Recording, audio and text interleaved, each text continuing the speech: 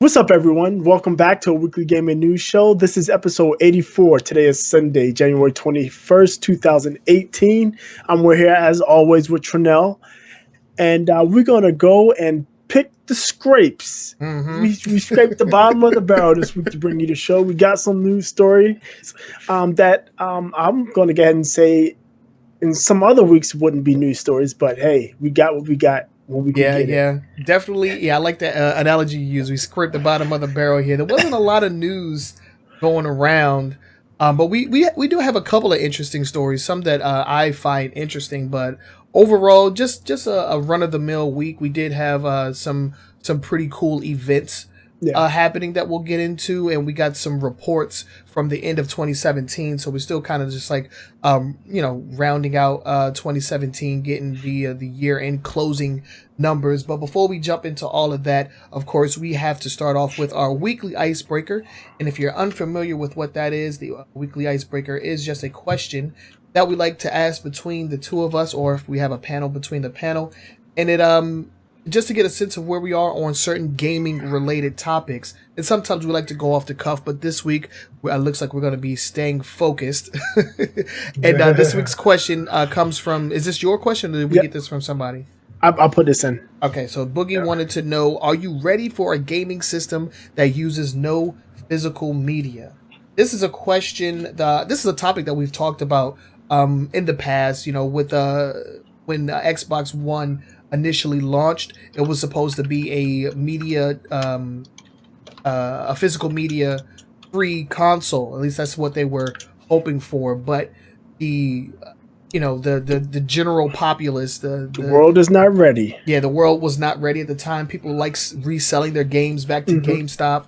So they only get a nickel. Yeah, and Microsoft took an L. They took an L with that announcement, and then they had to do the whole 180, flip the switch and go back to how it's how it has been done for years. So I think I'll go ahead and take this one first. I think that I'm about ready. I'm about ready for a physical media free console, just because I'm getting to that point in time where it's like I don't have enough space to hold all this stuff. You can get, the game comes out at midnight, you download it, preload it, and then it's ready to go as soon as it's released. It's the convenience factor. And another thing is that, with physical media, everybody has to get paid. You have to pay the retailer and all that. With digital, you can go, directly to the to the publisher or the developers or whatever. They get more of a cut. It doesn't have to go through all of the other channels that getting like retail shelf space and all of that. Then you have to worry about the resales and all that. But that is the only thing that I can say that I would miss, is being able to resell. I don't often resell games, but when I do, like when they have like you get like 50 or 75%, back on your trade-ins. I do like to trade in some games that I'm no longer holding on to, or have no interest in playing, and I know that nobody would want to have it or something like especially if I get burned on a game. I definitely would like to be able to resell it, but I don't know. I think we're moving in that direction.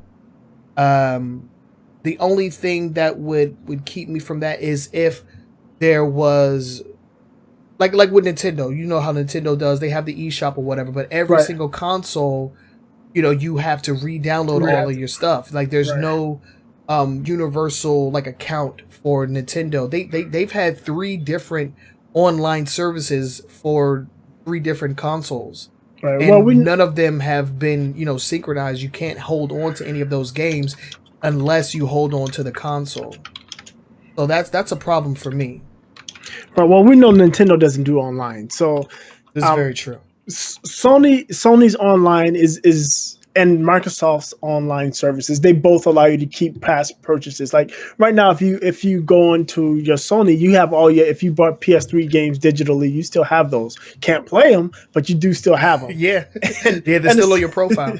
And the same thing with the Xbox, or with Microsoft with the Xbox Live. If you go back and into your profile, all your Xbox 360 purchases will show up. And what's cool about the Xbox, we've talked about this, is with the backwards compatibility. If you got an old game, then all of a sudden it just shows up as a available game on your list for download. Yep. Yeah, that's kind of cool too. But yeah, I am in a way. I'm still a bit of a videophile. So when I watch my movies, I prefer, especially when I'm watching the 4K ones now, if I have the disc, I'm watching the disc because the disc is much better than anything that's streaming.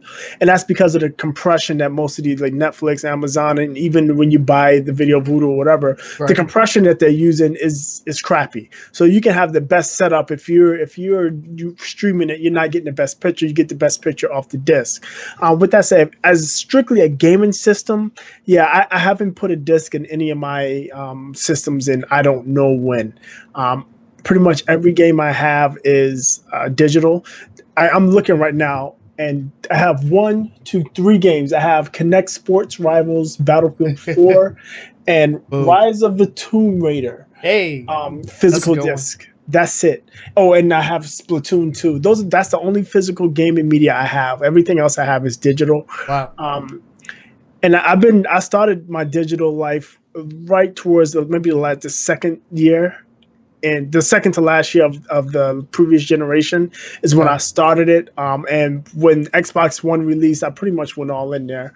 The Battlefield 4, Rise is probably the last physical game I bought for sure. And outside of Splatoon, and yes, I like digital, especially right now. I mean, is it Samsung? I'm pretty sure it's either Samsung or SanDisk. One of them has gotten micro SD card with a full terabyte of storage on it. I mean, right now it's like $1,000, but with the way storage is going and the way prices drop, in 2 to 3 years, a terabyte SD card would be commonplace. You'd be spending maybe 50, 60, maybe $100. But I was thinking about like $80, something like that. Right. So yeah, with the storage being as cheap as it's being and pervasive in the size of it, I don't see why we would need consoles with disk drives or any kind of physical media anymore. Yeah, no, I agree with that. It's like as far as just the consoles though, there needs to be a way to, save these games for future generations. I don't want for there to be a time where unless I'm hanging on to my 360, I can't play certain games. Right. Yeah. Like, exactly. I mean, I still have my 360. I haven't booted it up in a while, but there's certain times where I have friends or my brothers over, and I'll want to boot up like an old school beat 'em up or something like that. Well, I want to be able to hold on to those games. Yeah, go ahead. Because I was gonna say, I look at it this way: if you have a digital copy, especially if you can store it on like your own hard drive, you store it on your off of the cloud. So if you're just storing it on the cloud and the servers go down, you lose it. But if you're storing it off the cloud, there's always going to be the ability for you to plug into the PC, and there's going to be somebody out there that's able to break encryption, and then you can set up ROM and emulation on your own. Yeah, I feel like that's something that Microsoft might be looking into. We've been talking about how they're might be going away from Xbox as a strictly a console brand to more of a just like a overall service that you can use on PC or mobile or whatever. I feel like that's something that they might try to implement, like some kind of backwards compatibility or emulation or files that you have that you can like either transfer from your Xbox One or Xbox 360. I feel like that would be really dope, honestly. But when it comes to other consoles, like Nintendo's gonna have to get with the times, man, because as far as they are concerned, we've had the Nintendo Wi-Fi connection. We've had I forgot what it was called on the Wii U, and then we have like the Switch network, which they've pushed back. Charging people for it, but I don't know, man. Like I have games that were on my Wii that I no longer have that I would have to repurchase if I wanted again. So I think that's the only downfall to digital only, is that when people do not give you the opportunity to back up those files and those games, you just lose out on, parts of your library. That's literally my only gripe with digital only. Yep, it makes sense. That makes sense completely. Yeah. Let us know what you guys think down in the comments section. Are you already using digital only? Do you still like to get your physical copies? You might get some arguments that people like the physical copies so that they can get like the collector's editions or whatever. They want the steel case and all that. And a lot of people take a lot of value in that, and for certain franchises, I do as well. I usually get the collector's edition or the special edition for Halo every single time. I've done it since Halo 2. So some people take pride in owning all of that. So I don't know. Will it ever truly go away? I don't think so. It can't truly, at least in the current climate, until high speed, stable internet service becomes ubiquitous. It can't. Right, because there's going to always be people that are living in remote areas that don't have internet access and may want to play games. And if they have to have internet access, they can't play. They won't be able to play games. So there's always going to be a place, but it's definitely going to be diminished. Significantly. Yeah, but let us know down in the comments section what you guys think. If you agree or disagree, we'd love to hear your opinions and go back and forth. So let's go ahead and get this discussion started. And while we're doing that, we can go ahead and move into the next segment. That's going to be the quick hits.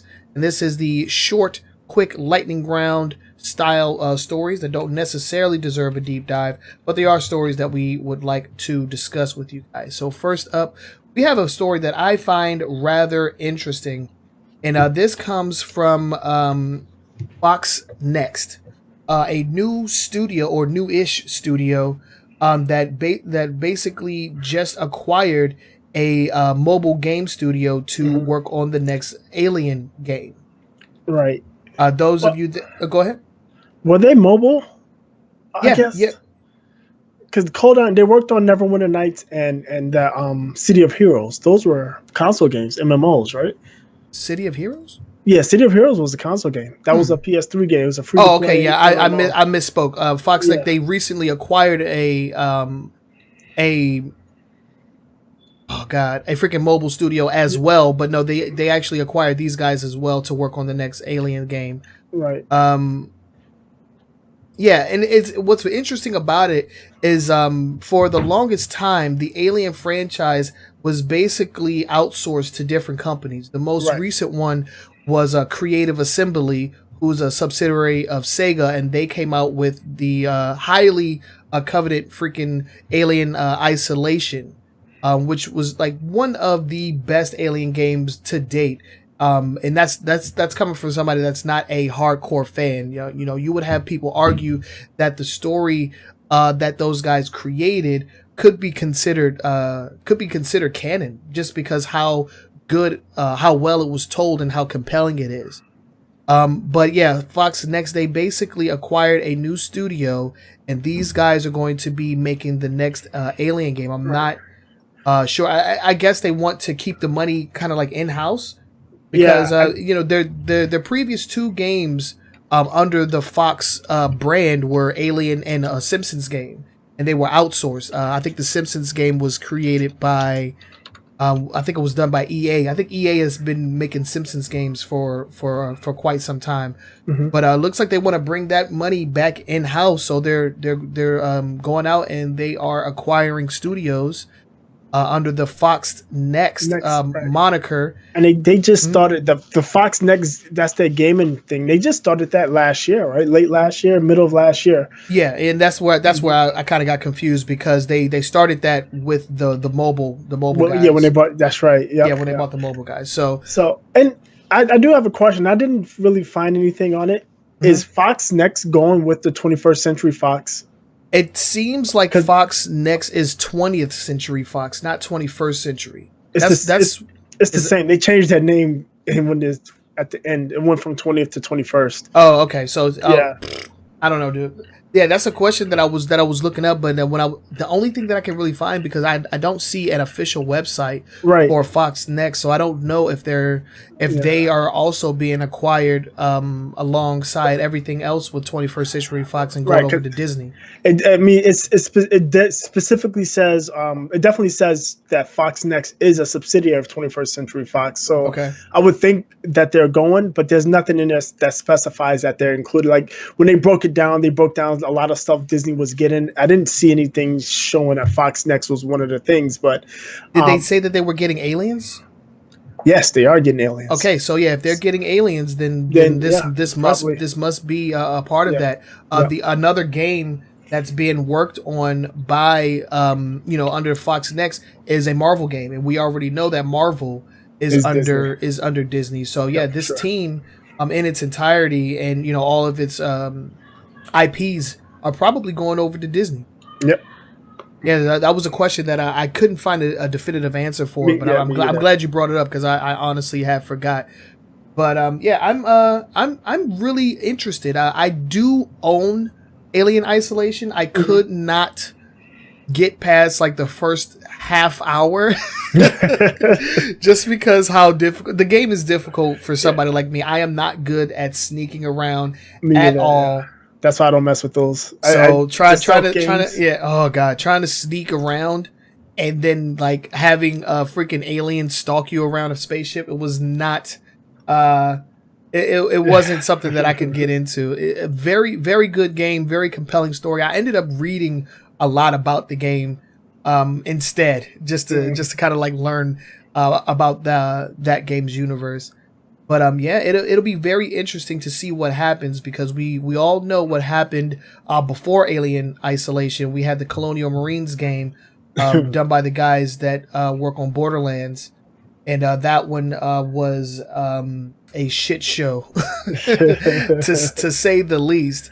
So it'll be very interesting to see where they go with it. I would have thought that they would have given Creative Assembly another crack at it. Since this one was so well received, but looks like they really want that money back at home. So that might have to do might have something to do with where the money. Mm-hmm. If they want it in house as opposed to contracted out. Yeah, because they've been contracting them out for ages. Yeah, I remember the old school Alien versus Predator arcade game. I think that was a Capcom game. I think it was like a Capcom beat 'em up. Do you remember that? Yeah. I do remember that. I don't remember who. I think that was Capcom. But yeah. Alien has been outsourced, for forever. This will be the first time that it's done in house. So good luck to the team. I hope they pull it off. Alien is one of those franchises that people like live and die for, what's going to be super interesting is how it plays into the current lore, because apparently the most recent movie just like fucked everything up. Yeah, I have it. The Covenant.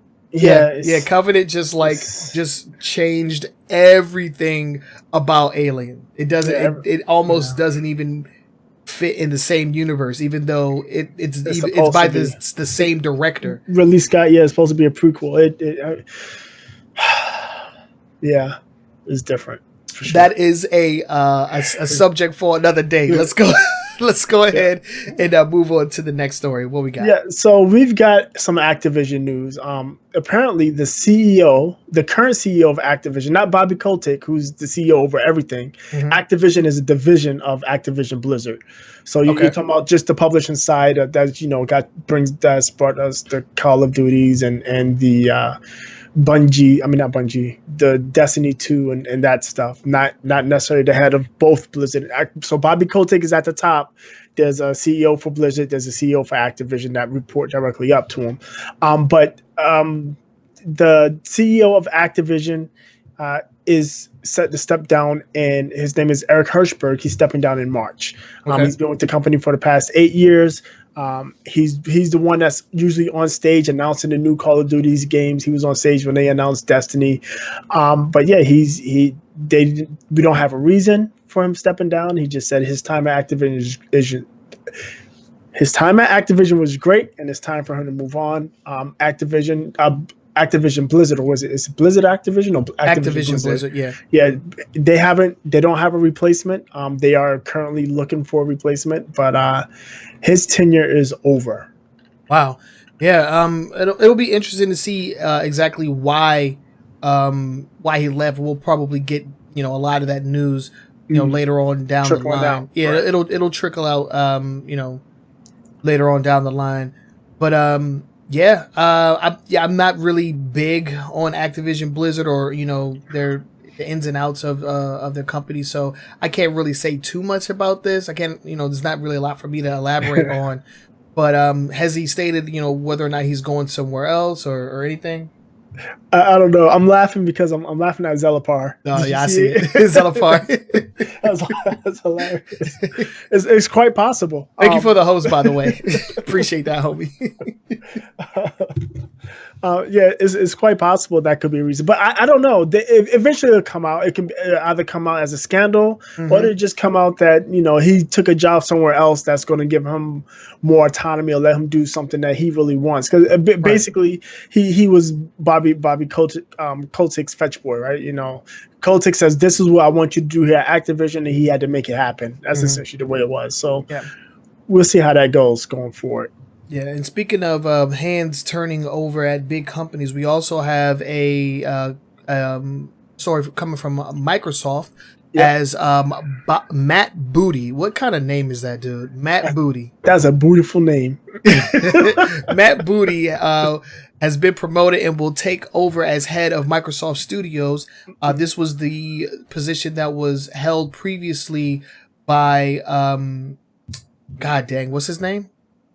Matt Spencer. Phil Spencer, sorry. Spencer, Phil Spencer had previously held this position, and since he was promoted, they needed somebody to fill his shoes, and it's Mr. Matt Booty of Minecraft fame and will be taking his spot. He actually was co-CEO of Midway Games before coming over to Microsoft. Okay. So he's got some. He's been in the industry for years and years. He has some experience. If you look at what he did with Minecraft, Minecraft is pretty much taking over the world. Minecraft is like the first tried and true freaking crossplay game. Mm-hmm. And I was just reading the article because we're going to talk about sales later, but apparently Minecraft was the best-selling Nintendo Switch game.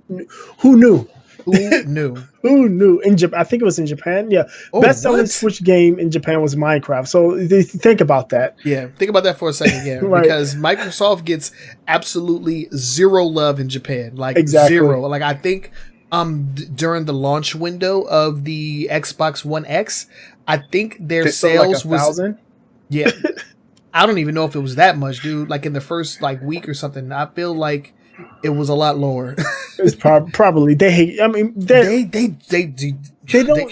just super super Japanese. That's patriotic. they support their kind and country. For sure. Yeah, first and foremost. And they still may carry some resentment for what we did to them back in those days. Yeah, it's kind of brutal, but it was a little brutal. Yeah, so they're gonna have new, and this makes a ton of sense because Phil Spencer has said he announced last year that they're gonna focus more on first party titles and developing exclusives and stuff like that. So to put somebody in the head of Microsoft Studios that knows the industry, that's kind of been there before, it makes a lot of sense, and it looks like that he's serious about the direction he wants to take the Xbox team and the Xbox and their software. Yeah, so nothing but good vibes going on over there. This all seems to correlate with what he was saying was that they're going to be focusing on the games this year. This is like one of my predictions for the year, is that we will get a lot of games from Microsoft. So here's to hoping that Matt leads them in that direction. Because everybody knows I am a Xbot at heart, but honestly, I've been spending a lot of time on my PlayStation. I've been spending a lot of time. I mean, they have the games. You can't deny that PlayStation has the games. Yeah. So that was our quick hits. Let us know what you guys thought about those stories, either the first one or the last one, and let us know if your opinion differs from ours.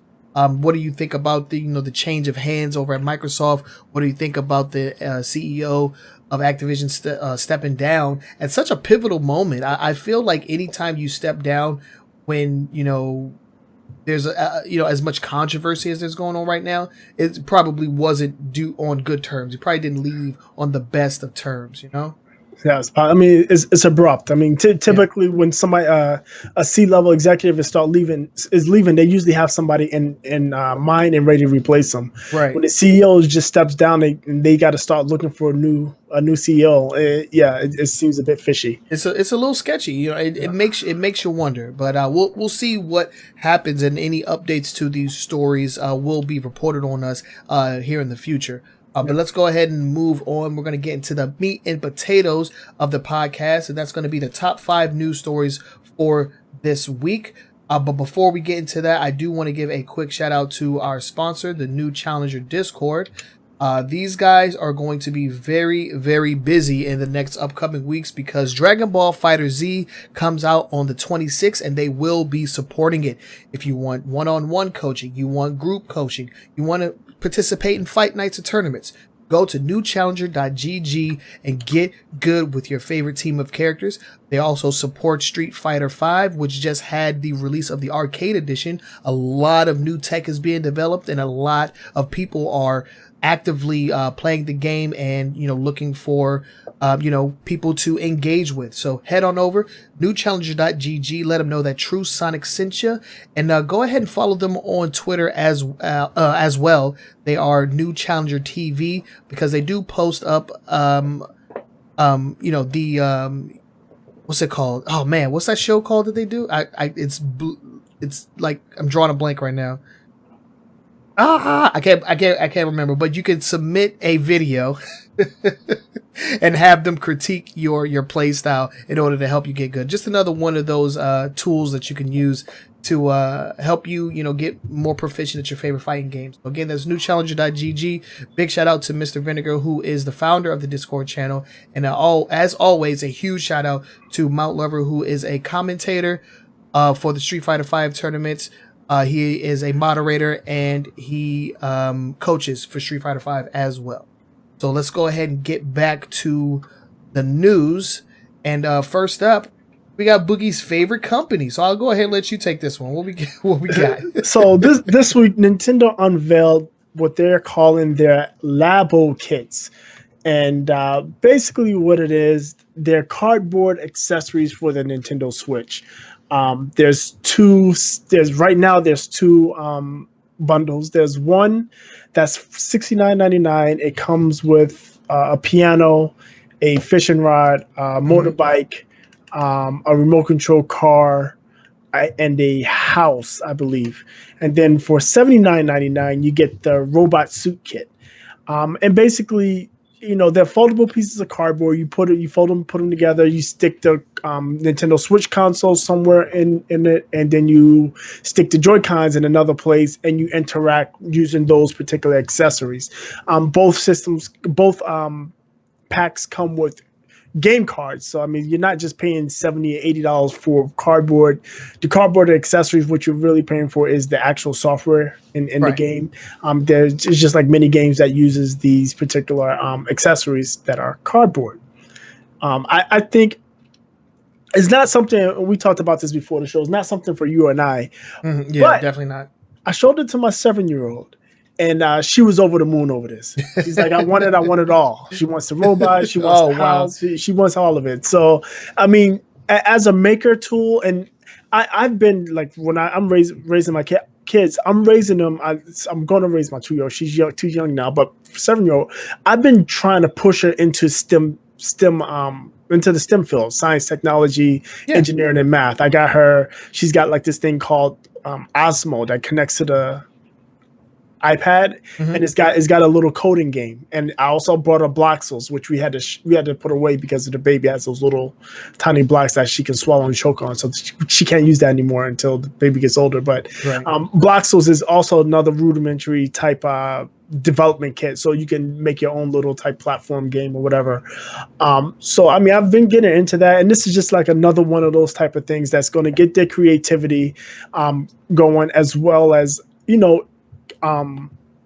getting them into the technology and science part of this stuff. So yeah, a very, very useful creative tool as far as that goes.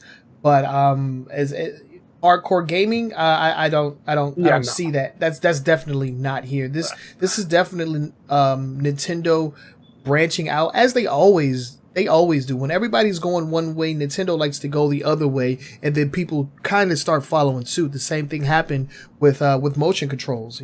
Right.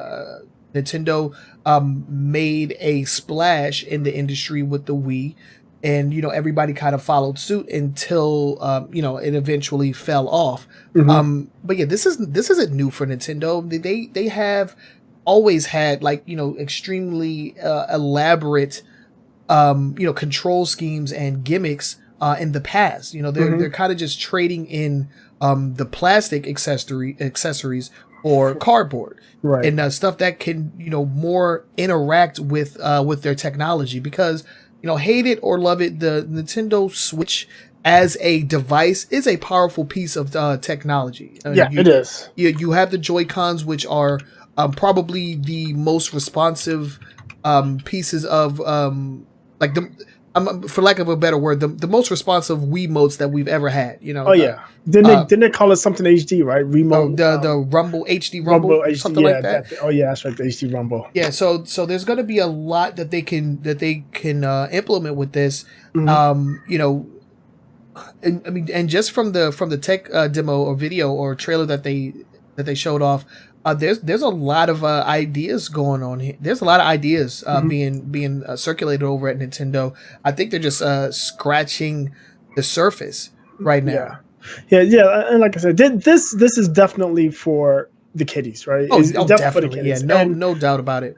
It's cardboard. It's customizable. I'm sure they're gonna sell the replacement cardboard kits. I mean, right now, Right now they've got the set is $69.99 for the variety pack, $79.99 for the robot, and they also have the Labo customization kit, which is a couple of stencils, some stickers, and rolls of tape. That's $10. So I mean, when you can get something like that, because they're just printing stuff on paper. Right. That's pretty much it, man.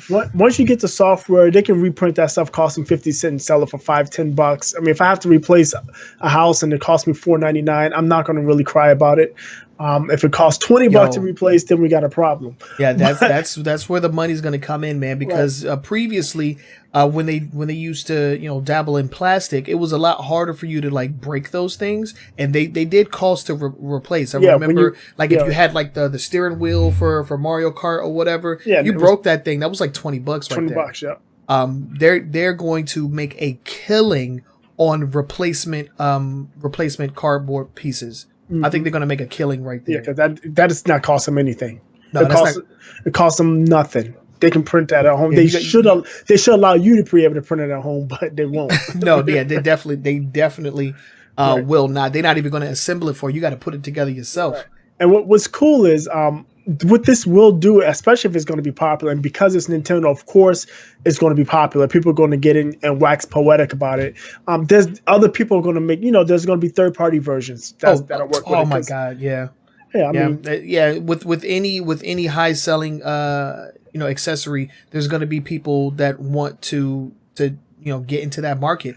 And this is just the beginning. Wait until they start implementing their first-party IPs into this Labo scheme. Going to have Mario, Learning Center, freaking Zelda, freaking bow and arrows training. The possibilities are seemingly endless.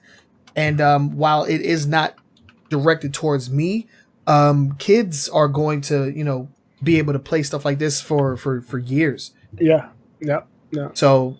And Nintendo has generally or historically been about the kids. That's part of the reason it took them so long to start putting mature titles on their system, because they had the idea that kids are playing the games and we don't want to expose them to some of the more mature content. Yeah.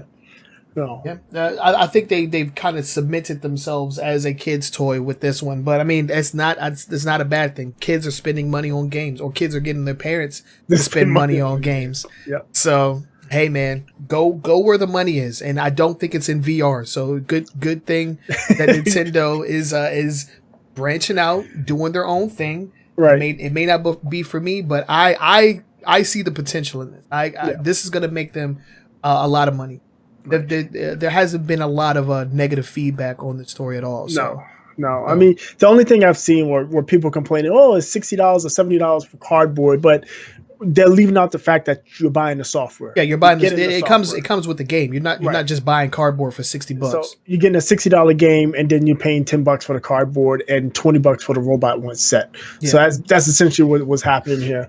Yeah, that robot, that thing looked kind of baller, dude. Yeah, it does. You can't even front on that one. I think I might play that.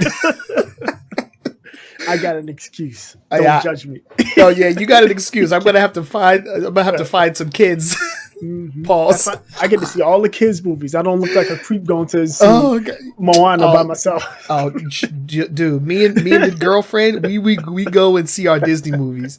But it's gonna be a lot for me to convince her to buy some. To let me buy some cardboard and strap it. Hey babe, strap this cardboard box to my back so I can play this Switch game. That's gonna be a hard sell. That's gonna be on YouTube. yeah, that's gonna be on YouTube, babe. I need you to strap this back to me. Yeah, and pre-orders are open now, and it'll be available on 4/20. Yes, that's right. That 4/20, April 20th. Yeah, it'll be available. I don't think Japan knows what that is. I'm pretty sure they don't. They might. Yeah. They might. Nintendo of America, somebody there knows what it is. Oh yeah, Reggie Pizza man, he knows what he's doing. He knows. Oh my God, so many people getting high and playing Nintendo Labo. That's gonna be the best thing ever. Oh my God, I will watch that. I will watch that. But yeah, let us know what you guys think about Nintendo Labo. If you have kids, I can definitely see why you would invest in it. I mean, if I had kids, I would get it for them because, dude, like you could learn how to freaking play piano and go fishing. That's dope, man. That is dope. I can appreciate a fine idea, and this is definitely one of them. Let's move on to the next story. What we got? This is just an update on the Games Done Quickly. They just finished their latest run, mm-hmm. and they have raised, I think it said, $2.5 million for, I'm going to tell you, they raised $2.5 million for the Cure for Cancer charity. It's about $50,000 more than what they raised last year. They held the event. It wasn't last week. I think it was the week before. It was but the 7th and the 14th, I believe. Yeah, so last week then. I think it was last week. It was ended last Sunday, yeah. Yeah, yep. So yeah, they held it last week. And like I said, over $2.5 million, about $50,000 more than what they raised the year before. And it goes to the Prevent Cancer Foundation. So doing good things. Games Done Quick are really cool. If you watch it, if you go, it's really cool. There was one guy that played 2 games of Punch-Out simultaneously. Don't know how he did it, but he speedran 2 games of Punch-Out. I mean, it's really cool. Watch those guys do. Oh man, these guys destroy video games, and it is some of the most entertaining things that you can spend your time on.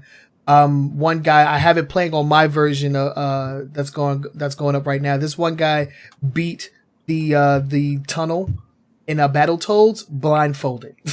yeah, I saw that too. Yeah, he did the tunnel blindfolded. So that was amazing. If you don't know the significance, the tunnel is probably one of the hardest levels. It's one of the hardest levels in video game history, man.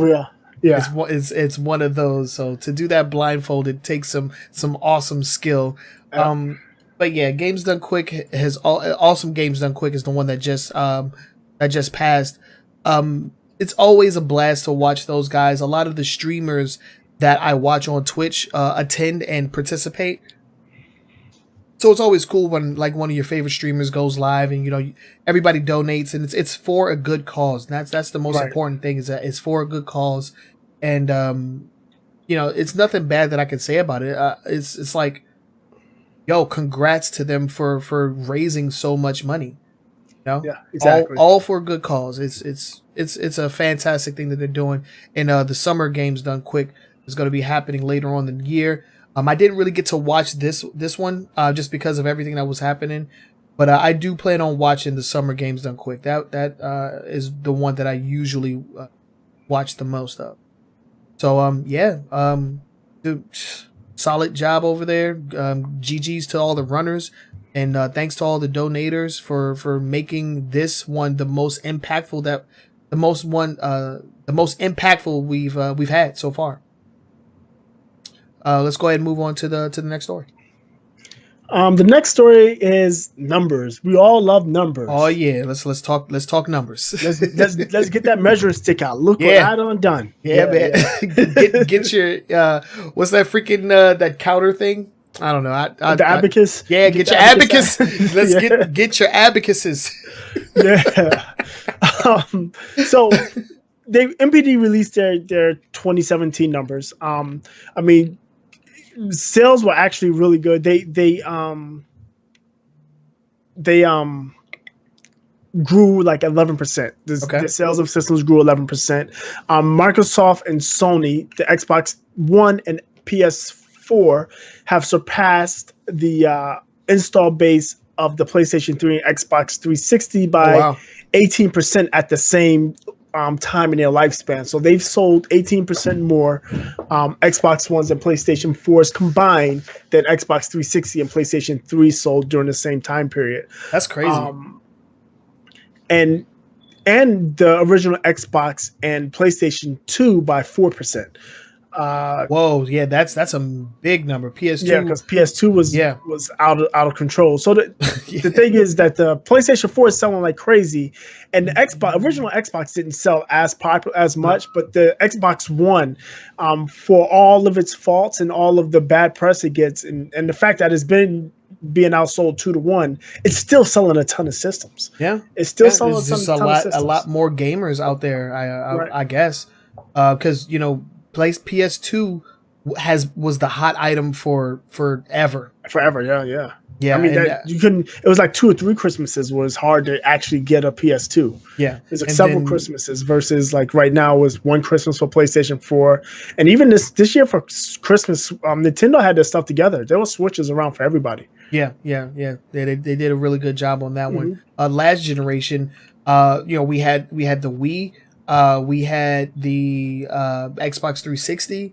Like those systems sold. So it's very I don't know. Like I don't know what to think. Like those systems being outsold so seemingly quickly. They didn't include the Wii in this. It's just the Xbox and PlayStation. Okay, yeah, because I know the Wii sold, boy. I know Nintendo NPD doesn't get Nintendo console sales through numbers. Yeah, that's right. Yeah, we mentioned that before. They can't. They normally don't report on them, but we do know that the last report we got from Nintendo is that they sold like 10.2 million by the beginning of December. We know they outsold the Wii U, definitely. Yep. And then this past December, and this came out in a couple of tweets.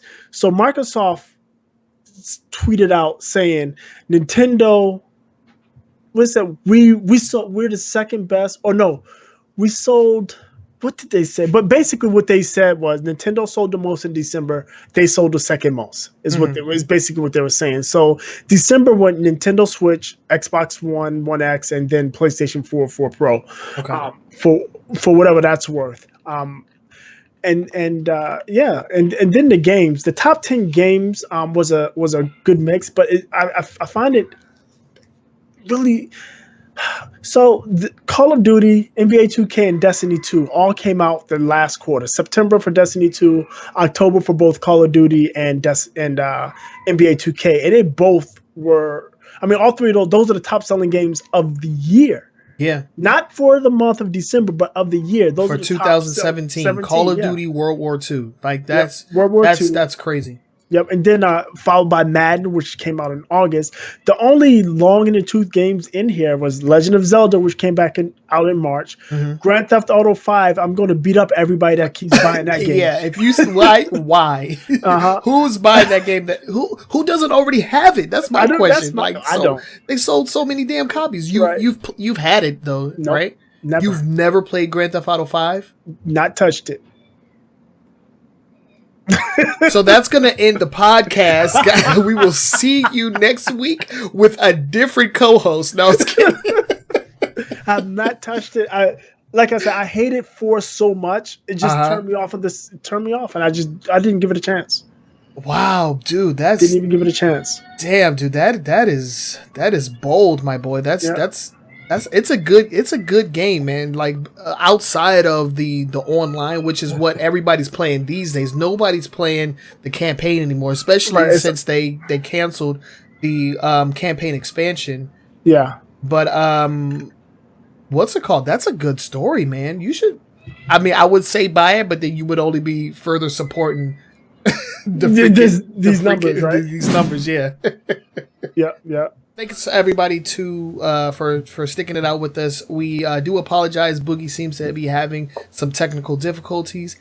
He's here via satellite now. So we will be finishing the show. You just will not be able to see Boogie's glorious face outside of the still image that we have right here.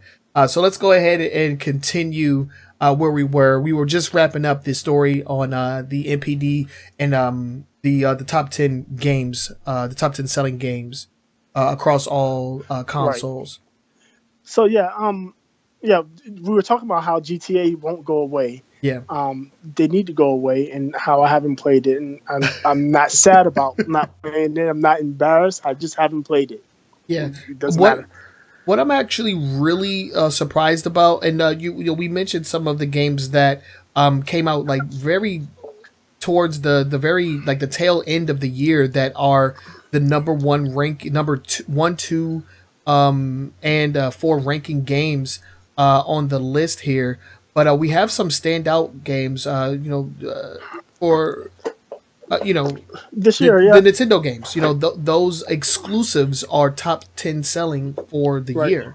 And they're actually the only exclusives on the list. Yeah, the only ones on the list. And if you go down to the top 20 games, there's even more Nintendo games taking those slots. Right, Nintendo Splatoon made it into the top 20 at number 14. Then the Pokemon Ultra Sun and Moon rounded out the top 20, 19 and 20. 19 and 20. We also have Xenoblade Chronicles 2 at number 16. 16, yep. So yeah, Nintendo had a freaking fantastic year, man. Yeah, I look at that, but I do look at it also as saying they didn't have much else. I agree with that, but it's like when all that you have are mega hits. Yeah, that's true. What more do you need? I mean, because dude, if you go through the entirety of the Nintendo library, including some of their digital exclusive games, they have a lot of trash on there. They do have some trash on that console. But you cannot deny that the big three, freaking Mario and Zelda and Splatoon, all those games, Pokemon, they definitely they made a stand this year. Nintendo made a stand this year, and Japanese games in overall made a huge impact this year. With some of my most favorite games coming from Japan, like Nier Automata and stuff like that. These Japanese games. You have to think, is it because of the Western influence that they've been taking on? Like Zelda has never been an open world sandbox game. That's a Western style of gameplay. But they implemented it into Zelda and created something fantastic. The same could be said, to a degree when it comes to Mario, the first truly open-ended Mario game.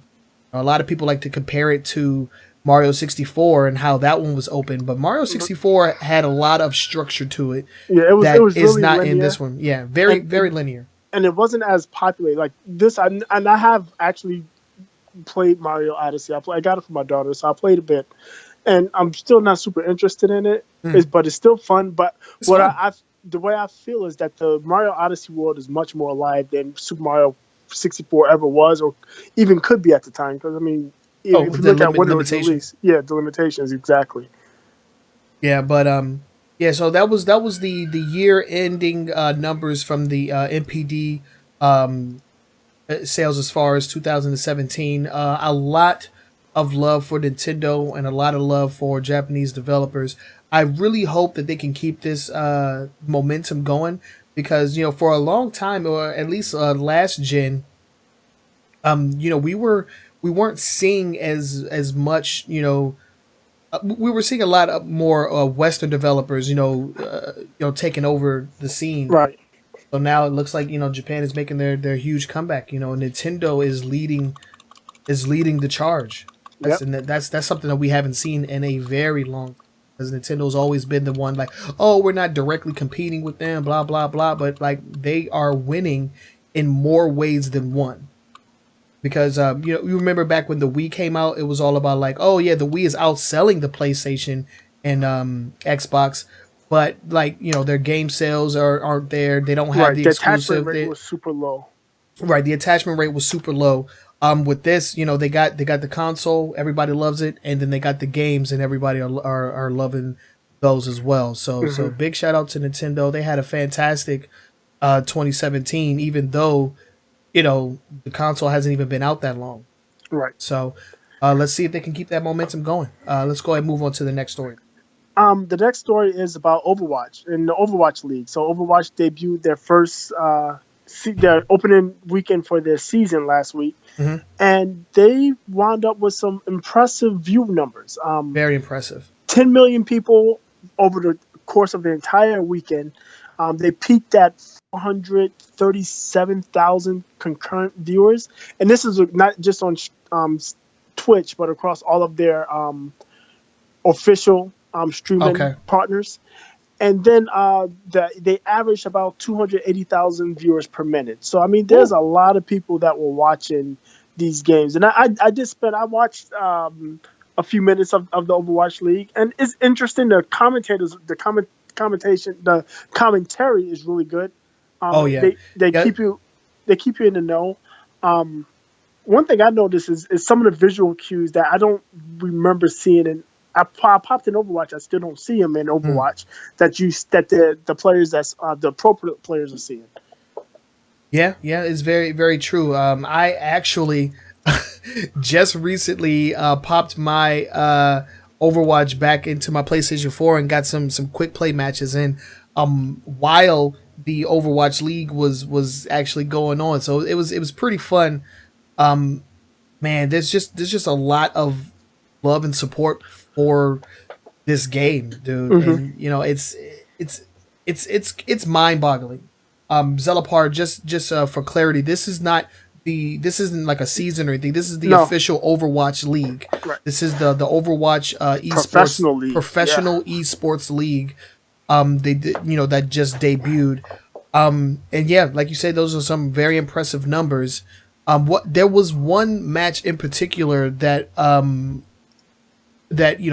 had like some of like their highest numbers. It was the Dallas Fuel versus the Seoul Dynasty. Yeah, Dallas Fuel versus Seoul Dynasty. Yeah, yeah. So that was the highest viewed match. And dude, I, I have to say, I don't really watch esports league matches that much, but Hmm. dude, watching that is super. It's super entertaining. Yeah, it is. Like I said, they did a real good job with the commentary, Hmm. and the not only the commentary, the play by play, and explaining to people of what's going on. Yeah. So I mean, it's one thing to get in there and be super technical and telling everybody, but they explained like why players were making these moves, what they were doing, the strategies that were being used. It was refreshing. So even if you were a novice, you've never played Overwatch, Hmm. you could really keep up if you paid attention to what the commentators were saying. Yeah. Yeah.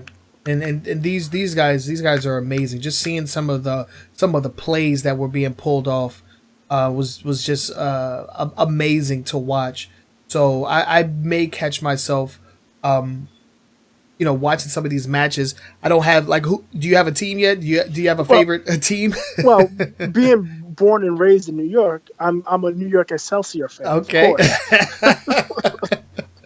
Yeah, so yeah, this is gonna be very interesting to watch. Me and you both were not, I wouldn't say skeptical, but very concerned about how well this was gonna go, because of all the money that was being talked about and being Right. thrown around before it even started.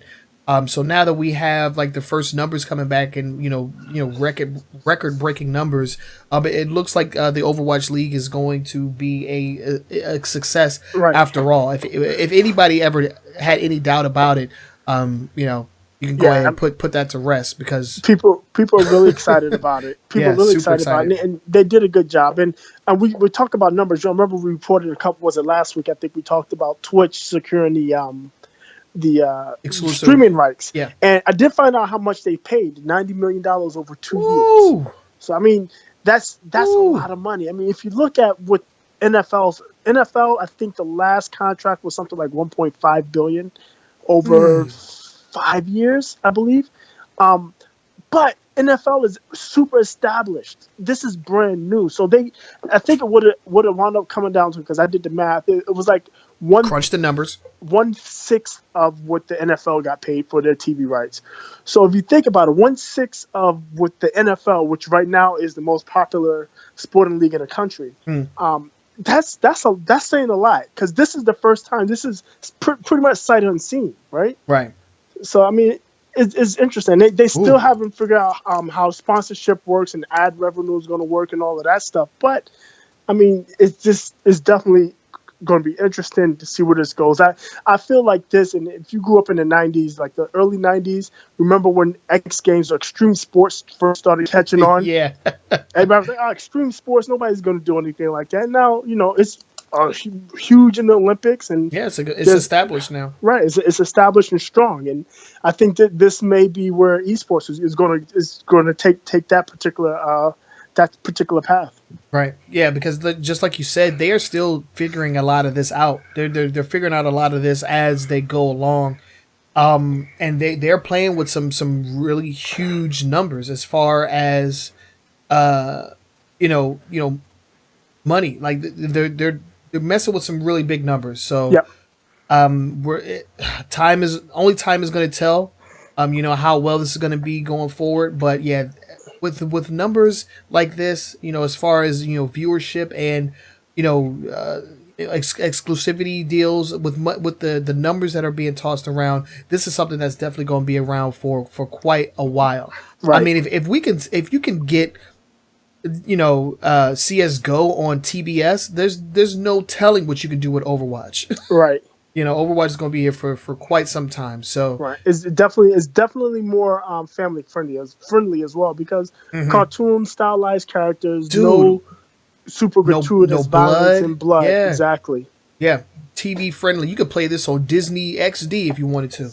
Yeah, you could. Yeah, that's Disney what I'm won't saying. allow it. No, yeah. I don't know. Unless they make Overwatch for Mickey Mouse.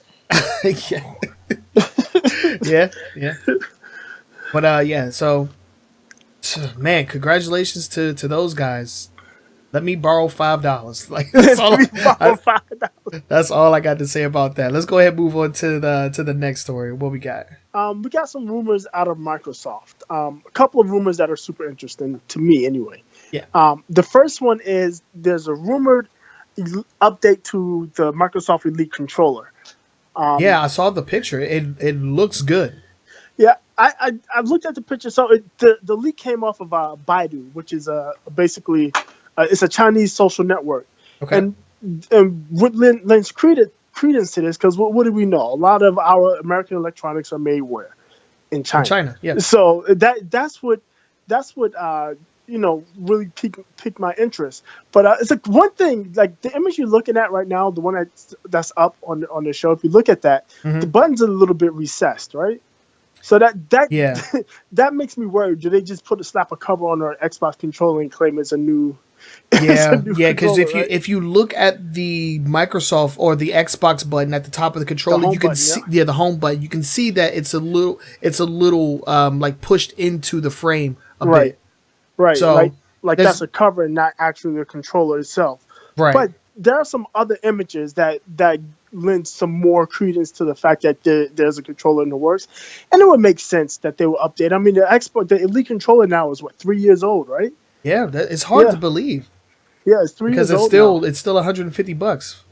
Yeah, I mean, to be quite honest, I have one. I think it's worth every penny. Yeah, I mean, besides the fact that you've had to replace it like 3 times. Yeah, but for free, I didn't have to pay anything. So true that.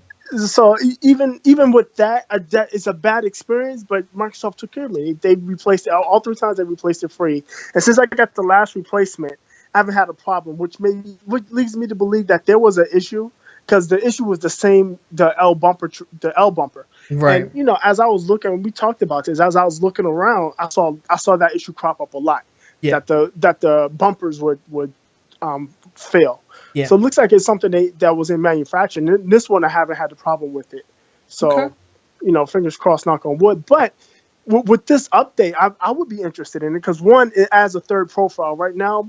So with the Elite controller, you go into the app or the settings on the Xbox One, and you can set up profiles. You can set up as many as you want, but there's a toggle switch on the controller itself, 1 and 2. And you can assign your 2 profiles to that. Right now, I have, I think, Overwatch and Destiny to it. Okay. And actually, I take that back. I took off Overwatch and replaced that with PUBG. So I have Destiny and PUBG. We need to get back on that game. Yeah, I want to play some. It's just fun. I have Destiny as PUBG as my toggles. And you can, other than that, if I wanted to go play Overwatch and use my Overwatch profile, I can have it saved, but I just have to go into the app and do it. So you can basically swap out between the 2 using the app. Yeah, no, using a toggle switch on the controller. No, but you have 2 with the toggle, but then you can switch you can switch out multiple ones using the app. Yeah, using the app. Yeah, I can go into the app and use it. And it's not simple or easy access, to be quite. You have to go into settings, then you have to go into accessory and devices, and then you go into the Microsoft. So it's not something that's like really easy to get to. So having a third one would be nice. It would be nice if they updated the app, but that's a start.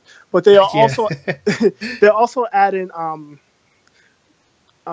you can adjust it's rumored that you'll be able to adjust the sticks. Mm-hmm. What I want to say, what's the word I'm thinking of? Oh gosh, the tension on the sticks, the stick tension. Whoa! So you can make them looser or tighter. Wow! That would definitely come in handy for like fighting games, or if you're playing something that needs a lot of precision, like a racing game, or Forza, or something like that. It'll definitely come in handy. There's going to be built-in battery with mag charging. Mm-hmm. What else did they say? I can't remember. It was something else. But yeah, I mean, an update would be great. As long as it's not costing more. If it's around the same price. Oh, Bluetooth. Yeah, Bluetooth. So you can connect it to a PC for PC use, and USB-C as opposed to micro USB. Yep. Which, I mean, is nice, but that's just a change in connection change that's going around the tech industry right now. That's a tech. Just an overall tech upgrade. Right. So, but yeah, I mean, it seems like a good idea. What would be nice is if this one came out at the current price point for the Elite controller, and then like the previous model like came down a bit. It probably will until they sell out of them. Yeah, until they sell out. Yeah. I mean, and you can still find them for $100, but you find them refurbished ones for $100. Yeah, I mean, I've always been super interested in the Elite controller, especially with the different macros that you can set in the additional like bumper or the paddles, the paddles on the back. So it's always been something that I've been interested in, but I could never justify the price point. But I don't know. We'll have to wait and see. Maybe one of these days I'll pick one up. It'll be really cool to get my hands on one. Yeah, my favorite feature of the controller, personally, is just the heft. It feels, which one? The heft, just how heavy and solid it feels in the hand. Oh yeah. I feel you. We have one more story as far as Microsoft, and this one is involving a IP that was seemingly killed off, and that's the Fable franchise. If you guys do not remember, Lionhead Studios was closed down in its entirety, and the upcoming the what was upcoming Fable Legends, what was it, Legends or Generations? I think it was Legends. Legends. Yeah. Yeah, Fable Legends was Legends. Legends. That was like the free to play or card game one or something like that. This was the one. This was the one where it was 4 players, and then like a 5th player like controlled like an enemy or something like that. Right. Yeah. So it was different from the previous RPGs in the series, but this one was more focused on cooperative play. It was canceled, during one of the betas. Like they were actually had the beta was ongoing, and then the game was just canceled, and Lionhead was shut down. Shortly after. Yeah. Right. But it looks like we may be getting a new entry in the Fable franchise. Boogie, why don't you elaborate on that a bit? Yeah. So first off, it's being developed, or it's rumored to be being developed by Playground Games. Playground Games, if you don't know, is a Forza Horizon is the Forza Horizon team. Right. They have been working on the Forza Horizon games. In fact, we talked about it a few months back. A couple months ago. That there was a mysterious project that showed up on their page, and I guess this report was coming from Eurogamer. From what I saw is that they had sources, internal sources tell them that they're making an open world Fable game. Think along the lines of Horizon Zero Dawn or the new Zelda Breath of the Wild type game. It's going to be character driven. And I'm interested. I liked Fable and Fable 2. I was a big fan. I know I'm not in the majority, but I enjoyed the Fable series. I like the world, the world Albion, and just that particular world that they live in. Yeah, as somebody who was a casual Fable player, I didn't follow the game's like development cycle, and so I didn't really get caught up in all of the promises that was being made by the creative director Peter Molyneux. I didn't really get caught up in all of the promises that he was making. So when I just got my hands on Fable, I think the first one I played was Fable 2. I thought it was quite interesting. I didn't mind the game at all. Right. Fable 3 kind of fell flat on me. I don't know. That one just kind of fell flat. I didn't really appreciate that one as much as Fable 2. But it would be very nice to have Fable return to an open world style environment, with a fresh coat of paint, a new team behind it, because there is a lack of character driven single player games, and the ones that do come out seem to prevail. We've had Horizon Zero Dawn, as you mentioned. We've had Nier Automata. We've had Breath of the Wild, Super Mario Odyssey. Right. So I think that would be the very best way to sell a Fable game, because a lot of people weren't really feeling a Fable Legends. Multiplayer Fable, yeah. I actually appreciated it because I'm a huge fan of games like Gauntlet or like Marvel Ultimate Alliance, and that's kind of what Fable Legends reminded me of. But to get a single player game in a fantasy world as mystical as the Fable world, that would be I'm all about that. Yeah. So go ahead. Yeah, I'm definitely interested, and a couple other things just real quick to touch on. The Playground Games is hiring up. It's rumored that they're going from, currently they have I don't know, less than 100 employees. They're looking to get their staffing up to about 200 or more. And then the third thing that showed up is there's word that the game is being developed with the Xbox One X as the lead platform. Ooh. I mean that's pretty much par for the course, isn't it? Like, since it's been released. This is the first time I've heard anybody specifically say it. And I mean, obviously they're gonna develop it to the Xbox One X's powers or abilities, and then scale it down. Yeah, it's downscale it to work on the Xbox One, but that may mean stuff like native 4K at full 60 frames per second and Yes. stuff like that, instead of trying to just boost a game that was made to be 720 or sub 10. I mean, because we all know Xbox One gets to 1080 sometimes, but most times it's a little bit less. Right. So if they're going to develop to the full potential of the Xbox One X and then just be able just downgrade it, it'll be it should be easier for them just to downgrade than it is to upgrade it and clean it up. So that'll be interesting to see, what can come out of a game that's developed with the Xbox One X specifically in mind. Right. Yeah, because I don't know. The Xbox One X is currently the strongest home console ever created. It would be very nice to see what it's capable of.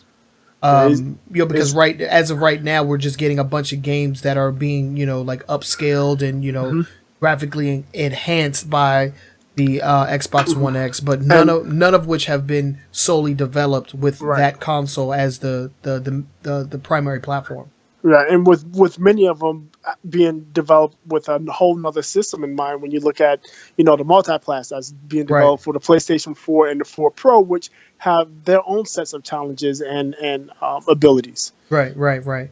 Yeah, so, like we've been saying, we've been, harping on this for quite some time, where Xbox needs to come with the games.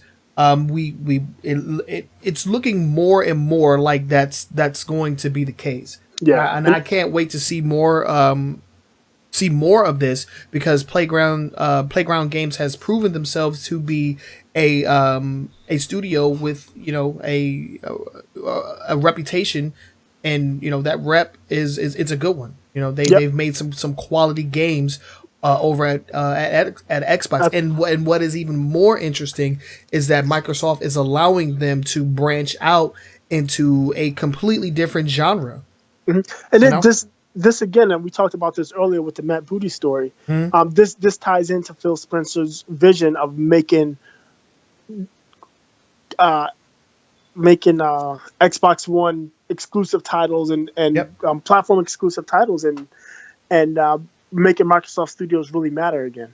Yeah, because Microsoft Studios has been MIA as of lately. Exactly. Haven't seen nothing from those guys. This is going to be, this could potentially be Microsoft's year. We'll just have to wait and see some more news down the line. Yep. We'll have to wait and see. But yeah, that was our top 5 news stories. Let us know what you guys think on either this story or, any of the stories that we've talked about today. Let us know your thoughts on them down in the comments section. Whether you're watching this on YouTube, watching on Facebook, or you are tuning in on your favorite podcasting app.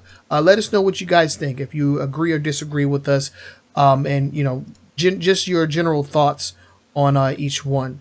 But with that said, we can go ahead and move on to the next one. Do we have any questions? I don't know. I didn't get any. No. Yeah, we didn't get any questions for you guys, and I forgot to mention at the beginning of the podcast, but we like to engage with the chat if you're watching us live. So next time that you guys tune in, or if you're watching this, after the live stream, hit us up on Twitter. We are at AWGamingNS, and you can ask us questions using the hashtag AskAWGNS, and we'll answer any of you guys' questions either during the weekly icebreaker or during our kind of like Q&A style segment, where we kind of just like to interact with the live chat. So next time I'll do better as to mention that for the guys that are watching us live. But we can go ahead and move on to the long form discussion, and kind of going along with the same idea as the icebreaker.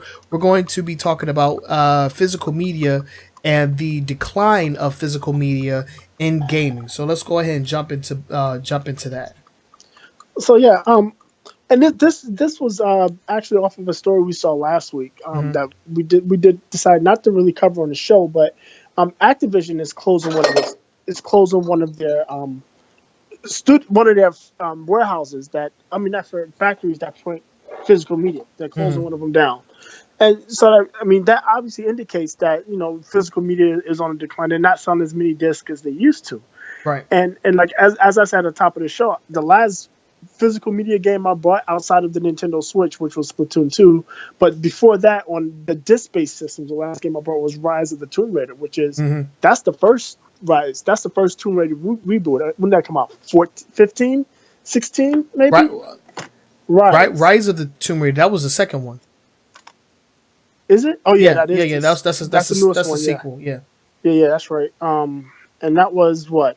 2015. 15. Yep, 15. So that's the last disc-based game I've bought, and I have no plans to buy any disc-based games. Not to, I do game share, and you have to. The only way you can game share is by digital. You can't game share physical discs, but that's not necessarily the reason. The reason is I just don't. I love the convenience. I love being able to swap to a different game on the fly, instead of having to get up, take a disc out, and put another disc in. I like being able to preload my games. So, for instance, when Destiny 2 came out, I pre-ordered it. The whole game downloaded the week before, and at midnight, or it actually did. I think they let you start playing like 12 noon. Whenever it was they started letting you play, I didn't have to do anything but turn it on. It loaded the activation file, which was something like 15 megs or something, and off I went. I didn't have to. And the way the games are now is, when you buy a disc-based game, you have to install it anyway. You're not playing games off a disc anymore. No. Yeah, it's not even reading off the disc. So it makes. I mean, having to use or buy a disc and then spend the time to install it. I mean, it doesn't make any sense anymore. Right, and and you can even argue that in recent console generations, like even with the Nintendo Switch, right now the Switch is having most of its issues when it comes to physical media. I mean, there's a lot of problems, and we've had our patented boogie rants on issues with the Nintendo Switch. But I think one of the most important issues is that their physical media, while it does allow for faster loading, there's no space on that thing, man. Yes. Like a large majority of Nintendo's games, and most of them may be third-party games. You have the disc or the card, but you still have to download a substantial amount of information or data in order to have the full game. For instance, WWE 2K18, when you put that cart in, you have but a fraction of the full game. You have like one game mode and about 8 wrestlers, and you have to download the rest, off the eShop or whatever. Right. That's terrible.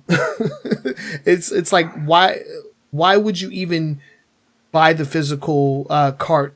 In that instance, it doesn't make any sense. Right. It doesn't make any sense at all. I mean, Nintendo made a huge mistake with the Switch with only 32 gigs of internal memory. That's a story for another day. That's a story that we've already had and will probably continue to have. But but yeah, it's just I don't see the allure of buying physical discs. It's so limited, and even today in today's climate, you can actually sell a game that's coming out next month. I should be able to go to the store and buy the disc today, because most times these games are all online games. Yeah. They all always have day one patches. Yeah. So you can buy the physical game and install it, and you still can have to wait for the day one patch before it can be ready to play. Right. But I mean, just the inconvenience of having to get up and go out somewhere to get a game when I can just download it. Now, and we mentioned this also, there is a place for physical media where you're in an area that doesn't have reliable internet access.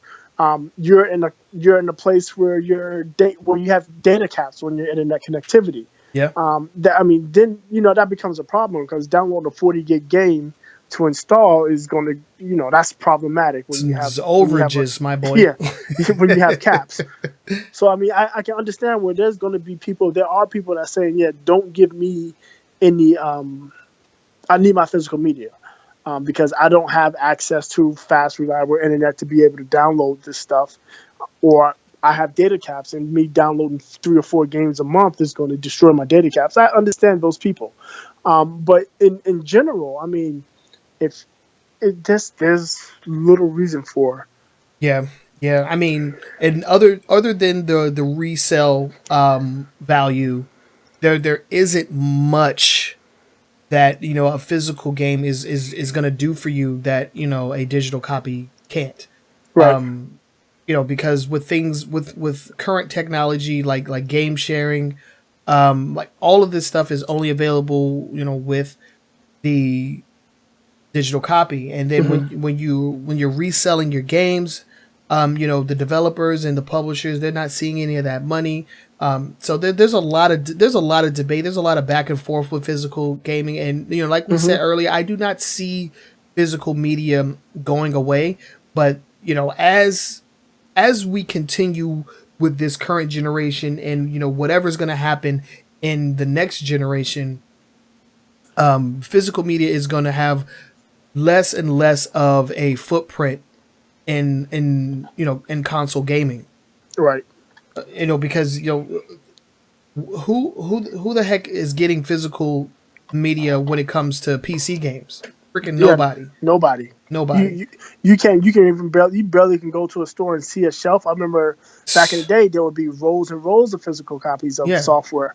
I mean, any software, from games to productivity software. Yeah. Pretty much all software is online, downloadable, Right. and that's how people get it. So And even in stores, like I went to BJ's the other day. They don't sell physical copies anymore. If you go into their electronics section, they sell the download codes. Yep.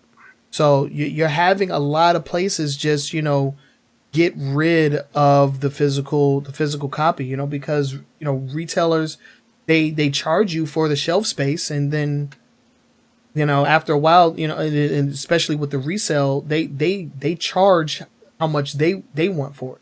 Right. So it's like when you're selling games, you're barely ever going to get the game's value, with a trade in. So I don't know. That's Right. primarily why I don't trade games in anymore. Yeah, I haven't traded a game in a long. Last time I did is actually at the turn of this generation, because Yeah. I wasn't planning to buy a PlayStation 4. Like when I got my PlayStation 4, Hmm.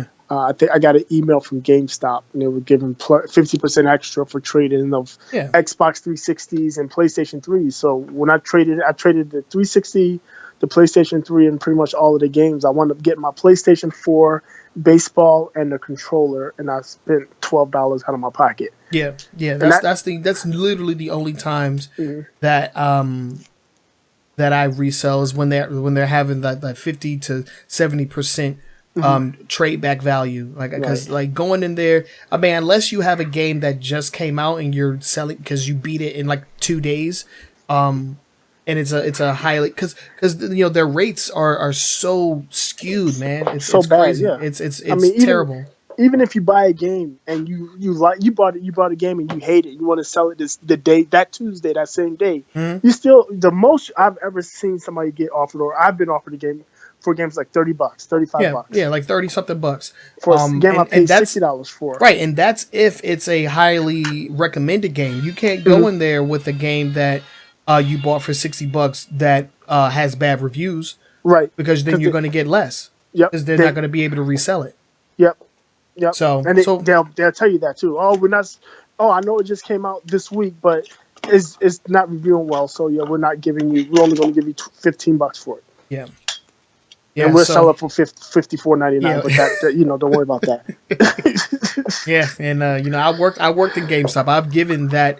I've had that conversation with customers before. So it's a very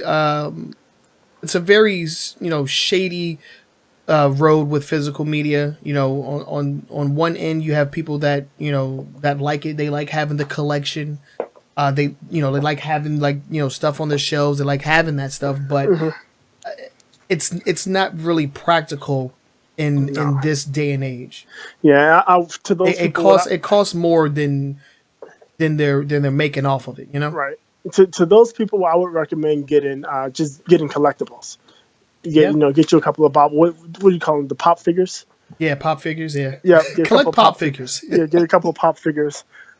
You can actually go to, yeah, and we've seen this before. You talked about like collector's editions. Mm-hmm. They tried it with Battlefield 1, but they weren't overboard. It's like $125. Ooh. You got and it was just the stand up statue, some kind of DLC code, and some other like little Art book, documents and a map. whatever. Yeah, and it was like $125. That didn't sell well, but they were on. I think they're on the right track.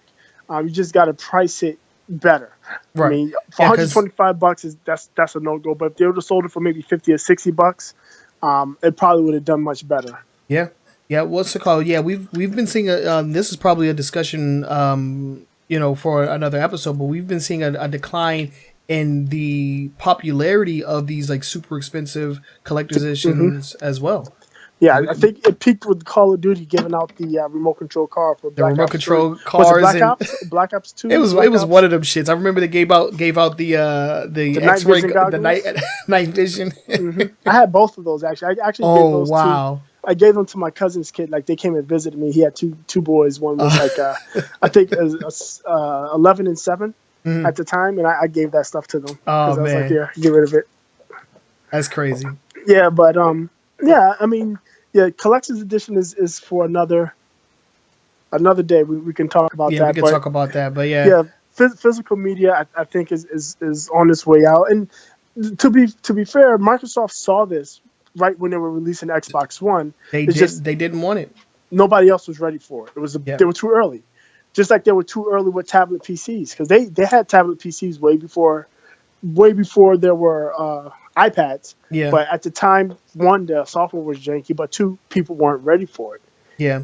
Yeah, and it's what's it called? Microsoft. They're becoming like the Sega of the tech industry right now, because they have all of this future-proof style tech that nobody's ready for. Right. Sega had a lot of that stuff back in the day too. Yep. Timing is everything. And exactly. If your timing is off, it'll kill you. Yeah. But I think whatever happens with the next generation, we will definitely see a much smaller physical imprint. Mm-hmm. You might only see physical copies with like special or collector's editions or something like that. Like I really feel like if you're just paying the $60, you're gonna be getting. You're gonna be forced to get digitals. Yeah. You're gonna be forced to get digital. If you want to pay a little bit extra, then you can get something physical. Right. I think that's what they're gonna do. Yeah. I agree. I think GameStop days are numbered, unless they can pivot somewhere. And like they buying and selling cell phones, man. Yeah, the days of walking into like Best Buy and having browse there, because even if you go to Best Buy, they only have like one row of games. Yeah, it's like one row with two sides, and like all the platforms are right there. Well, my Best Buy has one row for each platform. There's one row for PlayStation, one row for Nintendo, one row for Microsoft. But the way it's set up is like half the aisle is the games, right? The other half is like accessories. Yeah. Yep. Yeah. I mean, that's a far cry from days of yore where there was like 2 or 3 rows for each platform. Oh my god, yeah. Freaking, was it Walmart? They barely have a gaming section, dude. I don't shop at Walmart. I refuse. That's a discussion for another day. Yeah, let us know what you guys think about this. We mentioned it in the weekly icebreaker, but this is a very interesting topic. We would love to hear your guys' thoughts on it. So, whether or not you agree or disagree with us, let us know what your thoughts are down in the comment section. We're going to go ahead and move on to the next segment, and that's going to be our final thoughts. We're going to revisit some of the stories that we talked about today and just kind of give our final 2 cents on each one before we head on up out of here. I will go first. As far as Fox Games working on the next Alien title, I wish them all the luck in the world, man. I am not a huge Alien fan, but I know just how rabid the freaking Alien fan base is. So if it's bad, they are going to hear it, especially in this day and age. I mean, we are far from Aliens Colonial Marines, because that game was by all intents and purposes, eviscerated by the media. Just think if that was done today. Just think of the headlines, man. Oh yeah. Just think of the backlash. The tweets, the Reddit posts, the memes, podcasts like podcast, this. Yep. Yeah. So they definitely are taking on a monster, literally and figuratively, with the next Alien game. But I wish them all the luck in the world. Right. I really don't have anything to impactful to say about the Activision CEO or Matt Booty, except for hopefully they find success in their whatever their new positions are, especially for the Activision CEO. Hopefully we get an explanation as to why he decided to step down. But that's all to be determined. Labo Kits from Nintendo, awesome idea, is going to make them a lot of money. I kind of wish I was 12 so that I can enjoy it properly. But this is they might as well be printing money when they print those cardboard packs. Those cardboard, yeah. Yeah, that's exactly what they're doing. Games Done Quick, raising more than $2 million for charity. That's awesome. I can't wait till Summer Games Done Quick because then we're gonna get some Mario Odyssey action. When that goes down this summer. The top 10 selling game, Grand Theft Auto. Get the hell out of here. Stop it. Stop buying that game, man. Like, there's no way that a game that came out so long ago is still selling so much money. Number 6 on the top 10 for 2017. It's incredible. Overwatch League, dude, that I wish I was good at Overwatch because I could get some of this money. I'm really excited about the return of Fable, the possible return of Fable, and the updated Elite controller does look pretty awesome. Todd, what are your final thoughts? So my final thoughts are pretty much close to along the same lines. I don't have much to say about the Fox games working on a new Alien game. I want to see what this new Alien game is, and I want to see what happens after this Disney acquisition because Disney closed a bunch of their gaming studios. They did. Yeah, so I want to see what happens there. Activision CEO just abruptly stepping down. There's more to that story. I want to see what the reasoning is. Matt Booty being promoted to Microsoft Studios, head Microsoft Studios, I should say. Actually, I'm a little bit excited about that because hopefully he can give them some direction and we can get games and not be strung along with stuff like Crackdown 3 or have our hopes dashed with stuff like Scalebound. Scalebound. Please, man. Revive. #revive Scalebound, man. Come on. I need that game. It looks so good. Ugh. And then with Nintendo Labo, like I said, I showed that to my 7-year-old. She's super excited. I get it for her. I'll report back because research. Yeah, for research purposes. Yeah. Let us know how accurate the fishing game is. Yes, but we'll have some Labo up in here. I think it's a good idea. I'm excited to see how it works out. And what I'm really excited to see is what else comes of it.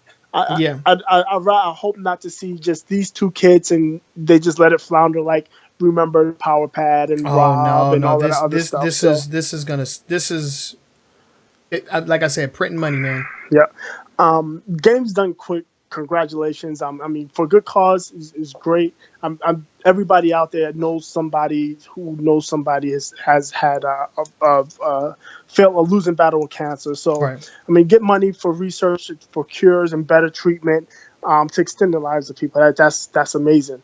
Yeah. NPD, like you said, Grand Theft Auto, get out of here. Stop it. It's just interesting. Nintendo had a fabulous year from console sales to game sales. You look at the top 20. There's about six Nintendo first party exclusives just in that list. Nobody else can claim that. Not the great and venerable Sony. Microsoft doesn't have first party, so kudos to Nintendo. As much as I like to dump on them, they do make good games that people like. Yeah. Um, Overwatch League, like I said, I mean, that it's interesting to see where it's going. I'm predicting, I'm thinking that it's going to go the way of the Extreme Sports and X Games type thing. Yeah. An updated Elite controller, yes, I want one, and Fable, yes, I want that as well. Yeah. Yeah. Yeah, that's gonna do it for this episode of Weekly Gaming News Show. We want to thank everybody that tuned in to the live broadcast. If you are unaware of our schedule, we go live every single Sunday, unless it's like a holiday or something. But most Sundays at 7 p.m. Eastern Standard Time, we broadcast across YouTube, Facebook, Mixer, and Twitch, so you can catch us on your favorite streaming platform. And we also go live. We go the next day to all of your favorite podcasting apps. So Boogie, in case they don't know, let them know where they can listen to us. We are on iTunes. We are in Google Play. We are also on TuneIn Radio. So if you have a smart speaker, Amazon's or Google's, or that's pretty much it. Yeah. You can actually say, listen to a Weekly Gaming News Show on TuneIn Radio, and it will start playing it for you automatically. Hands-free, nothing else for you to do. Yep. But we are in TuneIn Radio. We are also on the general podcasting directory. So whatever podcatcher you use or whatever mobile device you have, we're in there. AWGNS or a Weekly Gaming News Show will find us. Search, subscribe, enjoy. Yes, and definitely rate us and give us any suggestions. We take all of your suggestions into consideration. We want to make this podcast as good as possible, for you, because without this platform, we would just be talking about games just between the two of us. But the reason we do this, the reason we bring this to you guys, is to get your guys' feedback and engage in conversation with you. So definitely, let us know what you guys thinking.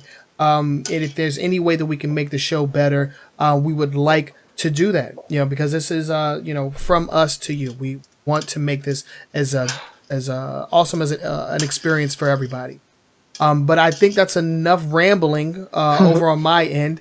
This has been episode 84 of a Weekly Gaming News Show, and we are your hosts with the most. My name is Trenell. I'm Todd. And we will catch you all next week. Peace. Via satellite.